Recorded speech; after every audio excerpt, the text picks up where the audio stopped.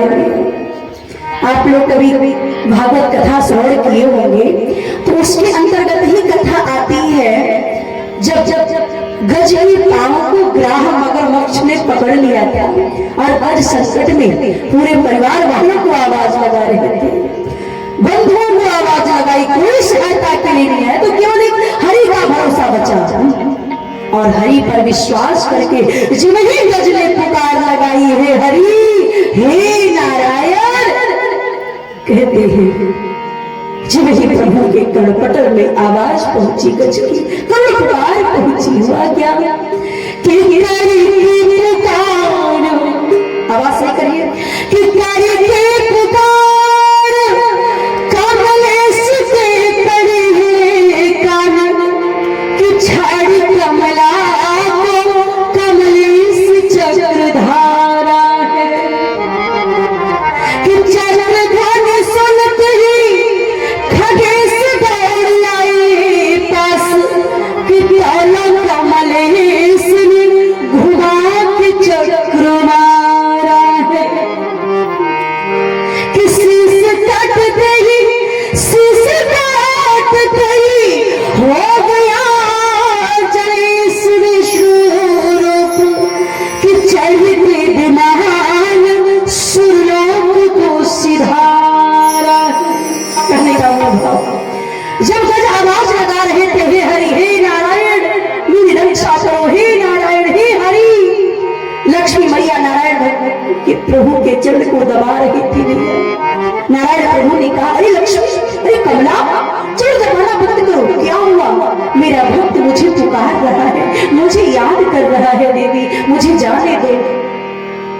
अब नारायण प्रभु उठे और तुरंत सुदर्शन चक्र जब उंगली में धारण किए, भयंकर आवाज चारों दिशा में गूंजी और आवाज सुनकर गरुड़ देव दौड़े दौड़े आ रहे। अरे क्या हुआ प्रभु, अचानक कहाँ जाने का प्रोग्राम कर गया और चक्र क्यों धारण कर लिया आपने? प्रभु ने कहा, अभी कुछ नहीं बताऊंगा, मेरा भक्त मुझे याद कर रहा है, मुझे जाने दो। मेरे प्रभु ने क्या किया कि चक्र को इस भाग्य से घुमाकर चलाया कि जाकर ग्राह मगरमच्छ के सिर को काट दिया चक्र ने और गज के पांव में एक खरोच भी लगने नहीं दिया प्रभु ने। अब फिर हुआ क्या, ध्यान से सुनिएगा।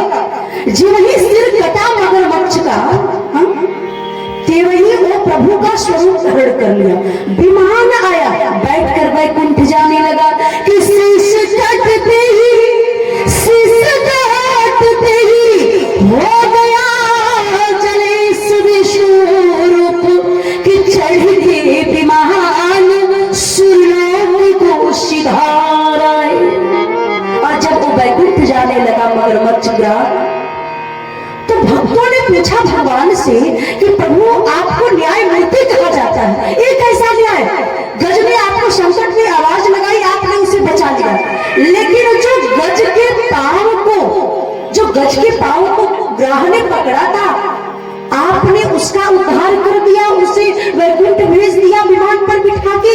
ये बात नहीं समझ में आ रही कि समझ में नहीं आता, कि समझ में नहीं आता यह न्याय क्या किया है नाथ कि गज को उबारा है कि ग्राह को उबारा है, कि गज को उबारा है कि ग्राह को उबारा है।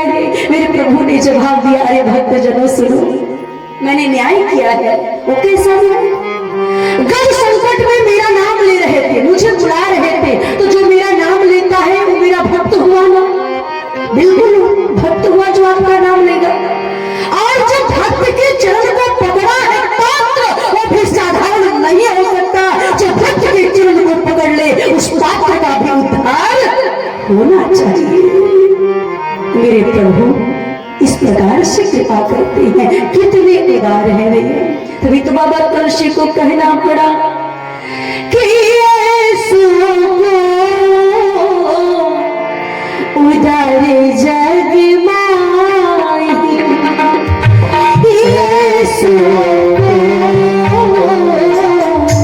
उदार जग माही, बिनु सेवा जो द्रवई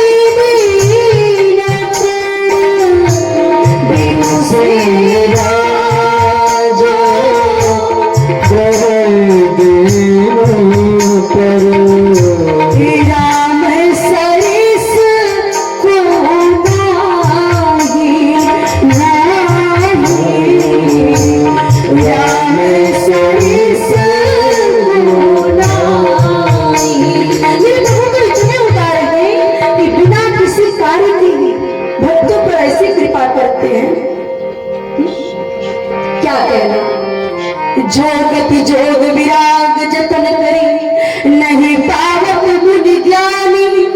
सोगत दीप गीत सबरी को, प्रभु ही बहुत जिय जानी।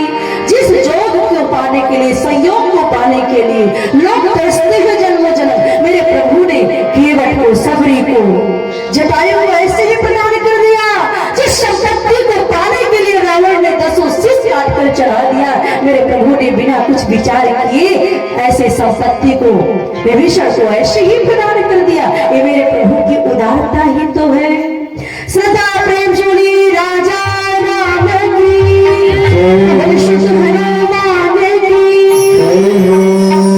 तो जिसका प्रभु के भजन से प्रेम है ना, जिनका भी, उनका उद्धार मेरे प्रभु अवश्य करते। राम ही केवल प्रेम प्यारा। अगर प्रेम सच्चा है, अनुराग सच्चा है, तो फिर हमारी जो इच्छा है वो एक न एक दिन अवश्य पूर्ण होती है। क्योंकि मानस में ही वर्णित है कि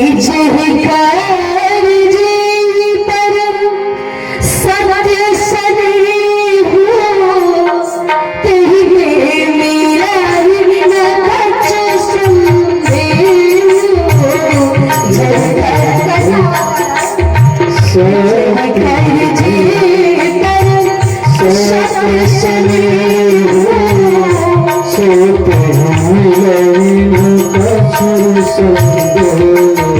जिसका जिससे सच्चा प्रेम होता है, अनुराग होता है ना, वो एक दिन अवश्य मिलता है। भैया आप कहेगा कैसे? इसका भी प्रमाण है मानस।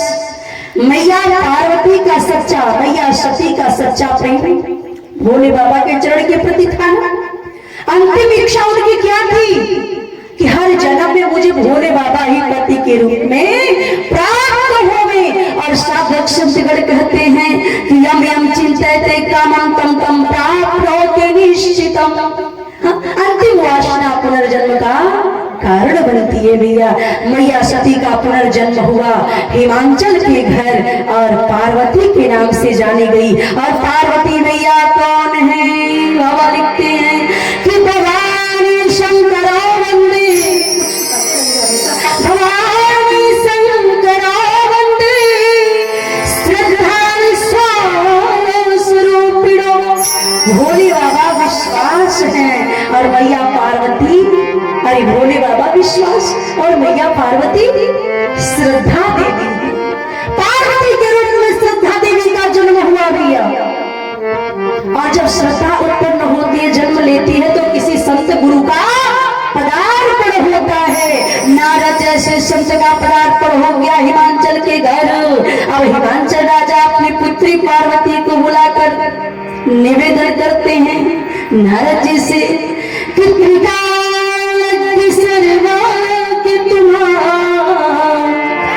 गति सर्वत्र तुम्हारी, कहाँ सुता के दोष गुना, मुनिवर हृदय विचार। आप निकाल के हो, सर्वज्ञ हो, सर्वज्ञ आपकी पहुंच है मुनिवर। आप हमारे पुत्री की हस्तरेखा को देखकर बताइए क्या गुण है, क्या दोष है, कुछ भविष्यवाणी करिए। आज जी वही हिमांचल राजा ने निवेदन किया, नारद जी पार्वती की हस्तरेखा को देखते बड़ी सुंदर मनोहर वाणी बोले, राजन सुनिएगा आपकी पुत्री कैसी है। कि सुंदर सहजा सुशील सयानी, सुंदर सहजा सुशील सयानी,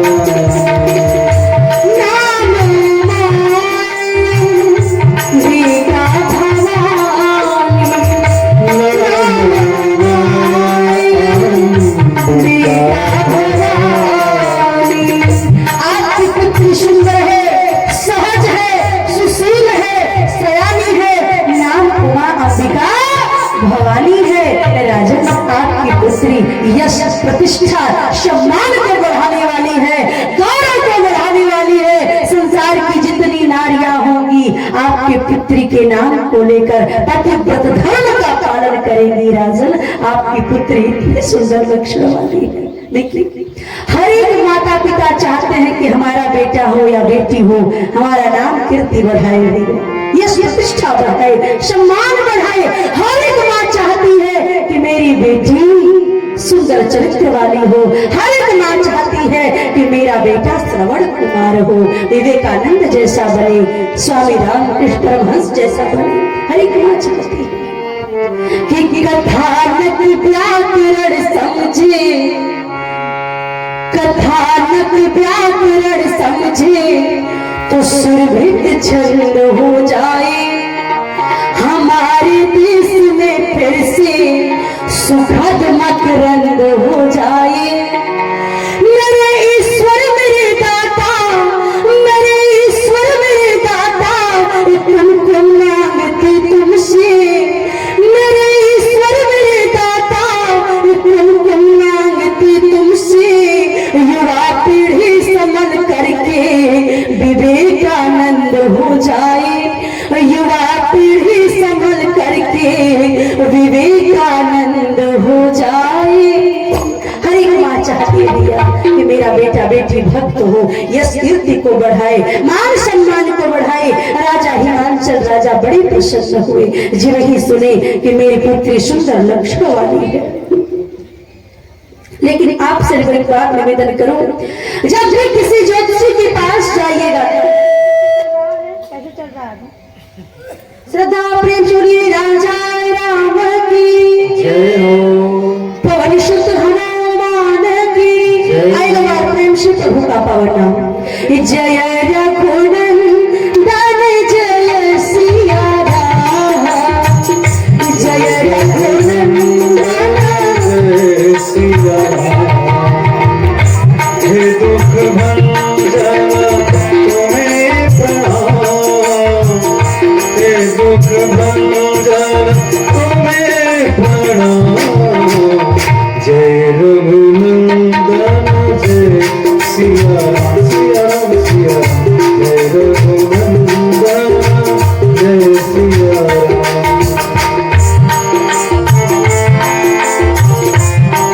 श्रद्धा प्रेम जोड़ी राजा राम की जय, हनुमान की जय। किसी भी ज्योतिषी के पास जाइएगा, आगे तो सब गुण ही गुण बताते हैं, दोष बाद में बताते हैं, क्योंकि ऐसे दक्षिणा बढ़िया मिलती है यजमान से, है कि नहीं? एक बार दो मित्र सफर कर रहे थे, ध्यान से सुनिएगा, और सफर करते करते आपस में बात करते ही हैं कि जब भी यात्रा करता हूँ मैं और देखता हूँ कि भीड़ लगी है ट्रेन बस में, सीट खाली नहीं है, तो एक कार्य करता हूँ, किसी एक का हाथ पकड़ूंगा, हस्तरेखा देखना शुरू कर देता हूँ, और जो बैठे रहते हैं वो भी उठकर सीट देने लगते हैं, बिठाने लगते हैं। अरे महाराज मेरा भी अथवा देखिए, कुछ भविष्यवाणी करिए, ऐसे आनंद ही आनंद मिल जाता है। तो यहाँ नारद जी भी बड़े कुशल ज्योतिषी हैं भैया, आगे गुण ही गुण बताए। अब कहते राजन, अरे मैना इतना ज्यादा खुश मत होइए, एक आध दो रेखाएं बराबर नहीं है हाथ में, और वो क्या संकेत कर रही है, ध्यान से सुनिएगा। अब तो बता रहे हैं नारद जी कि आपके पुत्री का जो पति होगा कैसा मिलेगा, बौरहा मिलेगा, उसके कैसे लक्षण होंगे कि आगुड़ियमान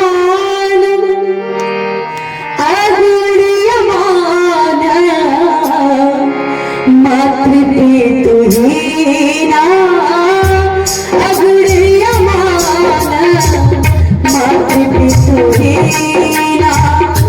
उदासीन सब संशय छीना, उदासीन सब संशय छीना, अगुड़ियमान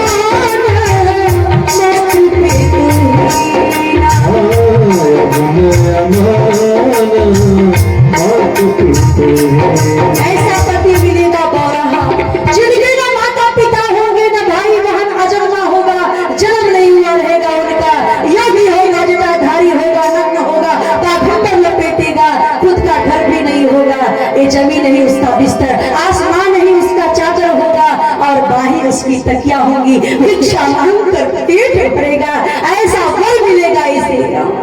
हर एक माता पिता सोचते हैं भैया हमारी बेटी हमारे घर कुल से भी उच्च कुल में जाए, धनवान घर में जाए, हर एक माता पिता की ख्वाहिश होती है। और जो ही सुने हिमांचल राजा के इसके भाग्य में ऐसा पति लिखा है, नेत्र से झरझर अश्रु गिरने लगे, माँ मैना भी रोने लगी। लेकिन माँ पार्वती बड़ी खुश है। क्यों? क्योंकि भैया पार्वती को सब लक्षण समझ में आ रहा है कि भोले बाबा से सब लक्षण मिल रहा है, क्योंकि वही अगुण है, अमान है, संशय छिड़वाले हैं, वही अजन्मा है, उन्हीं का जन्म नहीं हुआ है, वही पितृविहीन है। लेकिन शिव जी का जन्म नहीं हुआ। एक पौराणिक कथा आती है, ध्यान से सुनिएगा। जब शिव जी का विवाह सती मैया के साथ हो रहा था ना, दूल्हे के रूप में बैठे थे मंडप में, मंगल फेरा की तैयारी की जा रही थी। उसी बीच पंडित जी ने कहा भोले बाबा से कि भोले बाबा हमारे यहाँ की परंपरा है, रिवाज है कि जब फेरे होते हैं तो कुछ प्रश्न दूल्हे राजा से करना पड़ता है, उसके बाद ही मंगल फेरे कराते हैं, तो प्रश्न करिए। पंडित जी ने कहा भोले बाबा से कि दूल्हे राजा अपने पिता का नाम बताइए।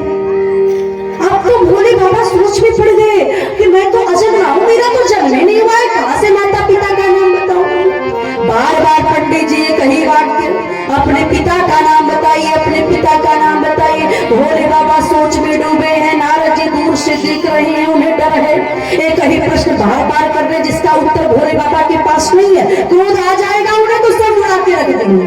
और नारद जी इन सब चीजों में बड़े कुशल हैं। गुजरात में नारद शब्द का अर्थ लगाया जाता है नारद, जिनकी बात रद्द ना हो, ऐसे हैं हमारे नारद जी। और जहाँ आशीर्वाद श्राप की बात आती है वहां बीच में नारद जी जरूर पहुंच जाते हैं। नारद जी भोले बाबा के पास पहुंचे, कान में बोले बाबा पंडित जी पूछ रहे हैं आपके पिता का नाम, कोई नाम बताकर काम निकाल लो। काम निकलने से मतलब है मंगल फेरे तो हो जाएंगे। अरे क्या नाम बताऊं पिता का नाम? नारद जी ने कान में धीरे से कहा ब्रह्मा जी का नाम बता दो। अरे नहीं नहीं, उनका नाम कैसे बताऊं, वो तो जगत को उत्पन्न करने वाले, मुझे थोड़ी। अरे कोई नाम बता के काम निकाल दो बाबा। भोले बाबा ने कहा चलो ठीक है। पंडित जी सुनिए, मेरे पिता का नाम है विरंची। ब्रह्मा शब्द का प्रयोग नहीं किया, विरंची शब्द का प्रयोग किया। अब अगला प्रश्न, पंडित जी अपने दादा का नाम बताइए। भोले बाबा फिर सोच में पड़ गए, रे भैया दादा का नाम कहां से लाऊं? नारद जी कान में आकर बोले धीरे से बाबा इस बार विष्णु जी का नाम बताकर काम निकाल लीजिए। बिल्कुल ठीक है, बात मान लेता हूं। भोले बाबा ने कहा पंडित जी सुनिए, मेरे पिता का नाम है विरंची, दादा का नाम है विष्णु। पंडित जी ने कहा परदादा का नाम बताइए। भोले बाबा को आया क्रोध, अरे क्या पुस्तक खानदान तक नाम पूछोगी, किसका किसका, कैसे कैसे, कितना झूठ बोलूं। अब भोले बाबा ने ठान लिया कि ऐसा उत्तर जवाब दूंगा इनको कि इनकी बोलती है बंद हो जाएगी। भोले बाबा ने कहा पंडित जी सुनिए, मेरे पिता का नाम है विरंची, दादा का नाम है विष्णु, और परदादा मैं स्वयं हूँ, सबका बाप मैं खुद हूँ। विवाह कराना है तो कराइए, अन्यथा हम यहाँ से चले। तो भोले बाबा बड़े ताव वाले। तो ये जो पौराणिक कथा सिद्ध करते हैं कि भोले बाबा अजन्मा, उनका जन्म नहीं हुआ है। इसलिए मैया पार्वती बड़ी खुश है कि मैंने नारायण श्री हरि से उन्हीं को तो मांगा है पति के रूप में, वही तो मिलने जा रहे हैं। हिमाचल राजा रो रहे हैं, माँ मैना भी रो रही है, क्यों न रोए भैया? हमारी पुत्री जो इतनी सुंदर रूपवती, इतनी अच्छी लक्षण वाली, उसके भाग्य में ऐसा गौरव किसी दुख नहीं होगा।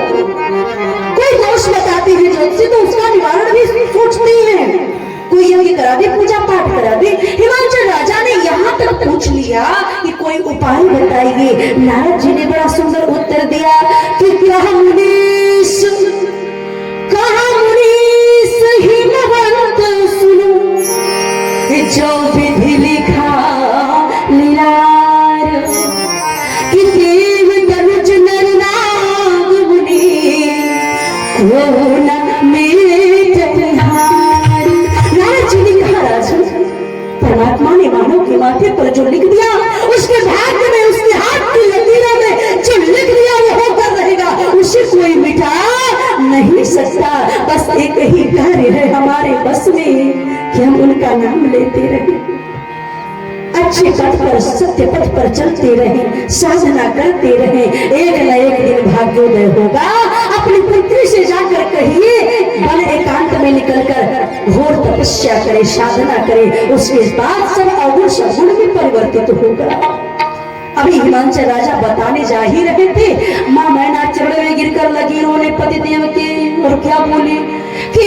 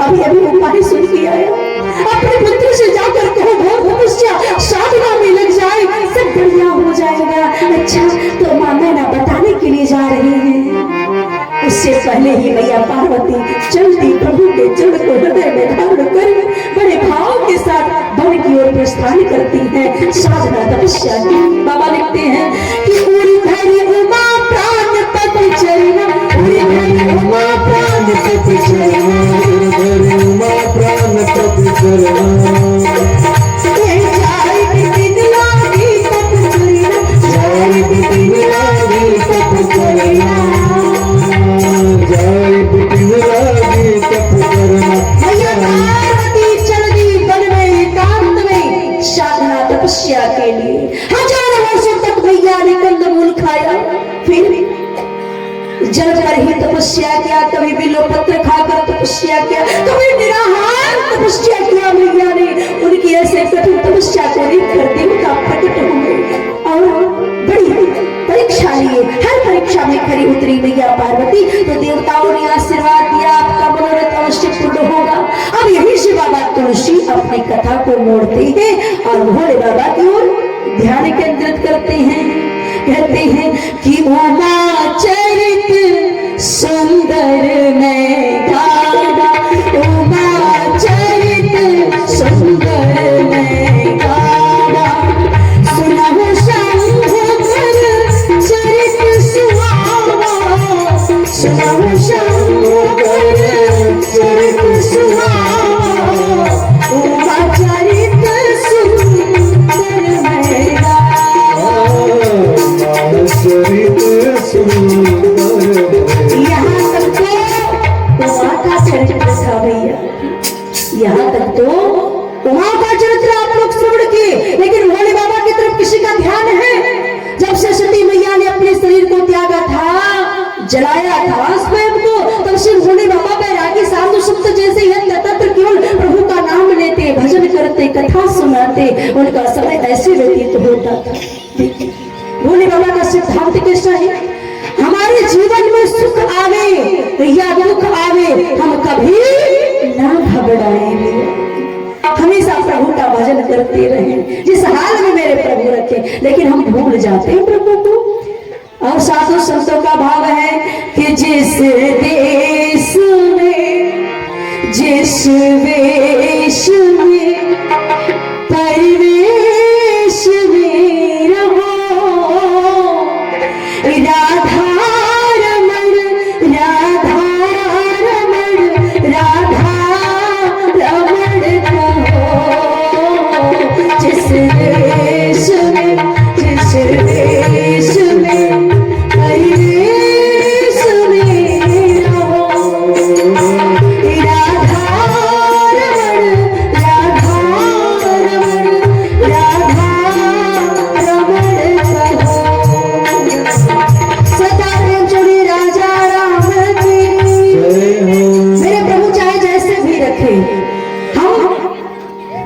सुखी हो या दुखी हो, चाहे जैसी भी विकट परिस्थिति क्यों ना आ जाए भाई बाप, हर हाल में प्रभु को याद करते रहें। लेकिन होता क्या है कि हम दुख में प्रभु को याद करते हैं, सुख में भूल जाते हैं। हाँ, तभी तो दुख बार बार मिलता रहता है कि जिस योग में संजोग में जैसे भी हाल में रहो भैया, प्रभु का नाम लेते रहो, हंसते रहो। महादेव बच्ची सदा प्रेम सोनी राजा राम की, तो राधा रमण सदैव जो करते रहता है उसका कभी मेरे प्रभु अमंगल नहीं होने देते।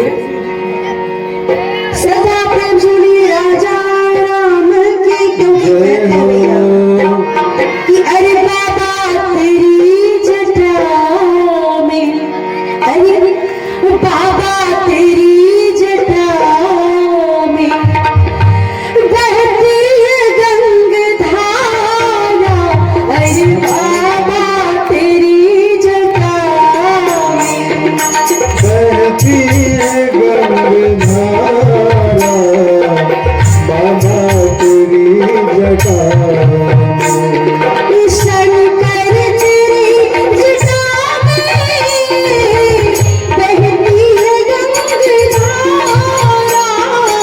शंकर तेरी जटा में बहती है गंगाधारा, अरे बाबा तेरी जटा में बहती है गंगाधारा, अरे बाबा तेरी जटा में बहती है गंगाधारा, भोले तेरी जटा। मेरे प्रभु का स्वभाव ही शांत है भैया, भोले बाबा क्या सुंदर स्वरूप है उनका। और ऐसी विषम परिस्थिति में, कठिनाई के समय में भी प्रभु को सदैव याद करते रहते हैं। उनकी ऐसी निष्ठा भावना को देखकर हुआ क्या, मेरे प्रभु प्रकट होकर बोले, आज बिनती मम सुनहु शिवा, जाऊं कर लीजने हो, जाए विवाह हो सहल जही, यह मोहि मांगे देहु। प्रभु स्वयं प्रकट हुए भोले बाबा के सामने और बोले, मैं एक विनती करता हूँ, सच्चा प्रेम यदि आपका हमसे है तो विनती मांगनी पड़ेगी। सती मैया के पुनर्जन्म की कथा सुनाए कि शैलपुत्री के रूप में जन्म हुआ है पार्वती के रूप में, आप उनसे जाकर विवाह कर लीजिए। भोले बाबा ने तो पहले मना किया कि विवाह नहीं करेंगे, एक बार विवाह करके देखिए। देखिए एक बार की बात है कि स्वामी रामकृष्ण परमहंस जी की कही कथा चल रही थी। एक नौजवान प्रतिदिन कथा सुनने के लिए आता था, लेकिन थोड़ा उदास निराश दिखता था। एक दिन महाराज जी ने बुलाकर पूछ लिया कि कथा तो रोज सुनते हो, लेकिन चेहरे पे उदासी कैसी। उसने चिंता का कारण बताया कि मेरे परिवार वाले मेरा विवाह कराना चाहते हैं, तो फिर इसलिए उदास हो। मैं विवाह करना नहीं चाहता महाराज जी। अरे क्यों नहीं करना चाहते? जो प्रेम से बोले भूतेश्वरम, जो प्रेम से अरे सुंदर बोले जाति भूतेश्वरम, कन्याओं की द्वारा आपके बीच में उपस्थित है। उमानाथ सत्यम शिवम सुंदरम, भजो प्रेम से बोले भूतेश्वरम, भजो प्रेम से बोले भूतेश्वरम। जय हो।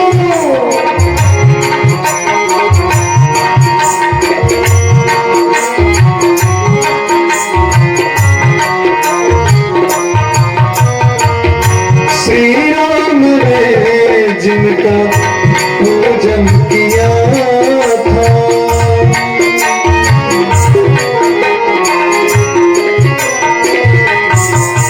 ओ श्री राम ने जिनका पूजन किया था, बड़ी अर्चना बंदन किया था, बड़ी अर्चना बंदन किया था, नमो तीर्थ विख्यात, नमो तीर्थ विख्यात रामेश्वरम। भजो प्रेम से भोले भूतेश्वरम, भजो प्रेम से भोले भूतेश्वरम।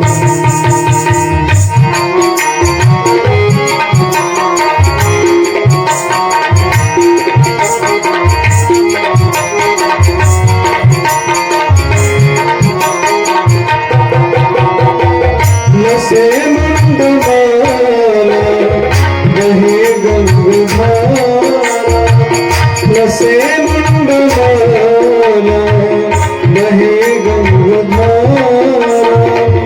मेरा भोला दानी है जग से ही न्यारा, मेरा भोला दानी जगत से न्यारा।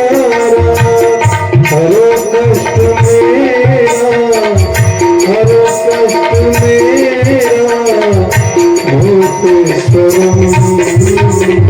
भजो प्रेम से बोले भूतेश्वरम, भजो प्रेम से बोले भूतेश्वरम। जय हो बाबा विश्वनाथ की।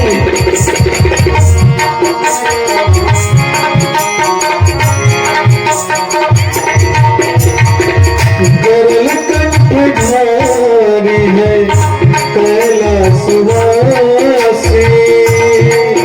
कैलासवासी,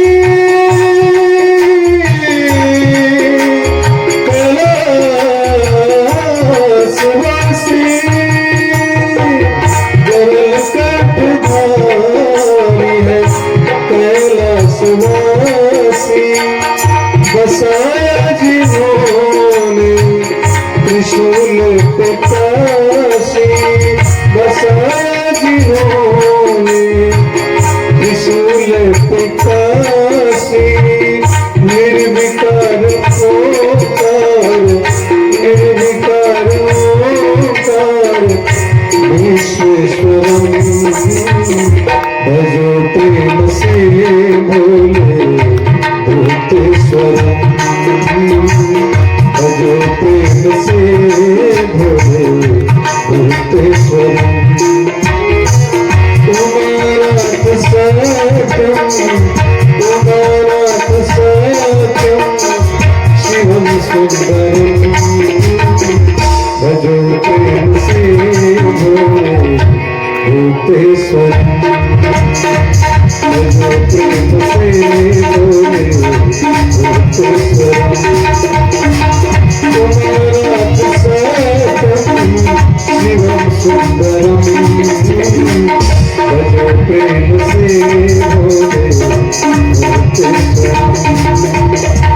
भजो प्रेम से भोले भूतेश्वरम, भजो प्रेम से भोले भूतेश्वरम।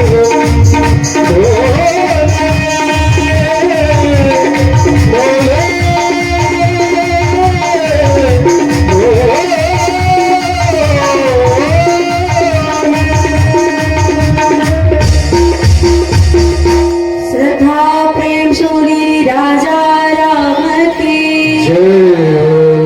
जब महात्मा जी ने उस बंदे से पूछा कि विवाह क्यों नहीं करना चाहते, उसने जवाब दिया कि महाराज जी, ये तो घर घर की कहानी है कि विवाह होने के बाद क्या होता है। एक बरस तो बहुत बढ़िया जाता है आनंद के साथ कि पति जो कहे पत्नी महोदया सकती है, और दूसरा साल लगते ही फिर पत्नी जो कहे पतिदेव को मानना पड़ता है, और तीसरा साल के बाद हद है पति पत्नी दोनों बोले पड़ोसी को सुनना पड़ता है। इसलिए विवाह करना नहीं चाहता। तो फिर महाराज जी ने उत्तर दिया कि भैया विवाह करो या ना करो, विवाह ऐसा लड्डू है जो खाए वो भी पछताए, जो ना खाए वो भी पछताए। तो खाकर ही पछताया जाए जब दोनों में पछताना है। तो भोले बाबा ने मना किया पहले कि विवाह नहीं करूंगा, एक बार करके देख लिया। लेकिन प्रभु श्री राम ने कहा कि यदि आपने विवाह नहीं किया तो कार्तिकी कार्तिकेय जैसे पुरुषार्थी बालक का जन्म कैसे होगा? और यदि कार्तिकेय जैसे बालक का जन्म ही नहीं हुआ तो द्वारका नामक असुर मारा कैसे जाएगा? विवाह तो करना ही पड़ेगा। भोले बाबा ने कहा ठीक है स्वामी, आपका जो आदेश स्वीकार करता हूं। सहमति दे दी, लेकिन मन में संशय है कि आज भी सती पार्वती के रूप में मुझसे उतना ही प्रेम करती जितना पहले करती। क्यों न परीक्षा ली जाए? सप्तर्षियों को भेज दिया और सप्तर्षि पहुंचे वन एकांत में जहां तपस्या कर रही मैया पार्वती की। ऋषि ने गौरी देखी तीन कैसी, ऋषि ने गौरी देखी तीन कैसी।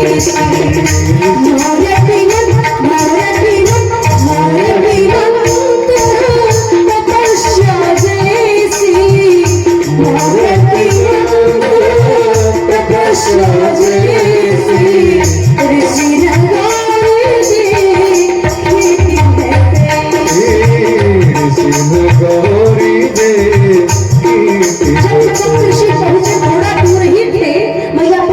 जैसी तपस्या करते हुए तो ऐसा लगता है कि तपस्या करते हुए कोई मूर्ति को बिठा दिया गया। सप्तर्षि पास में पहुंचे, बोले पार्वती, दूर से प्रणाम करके पहुंचे, बोले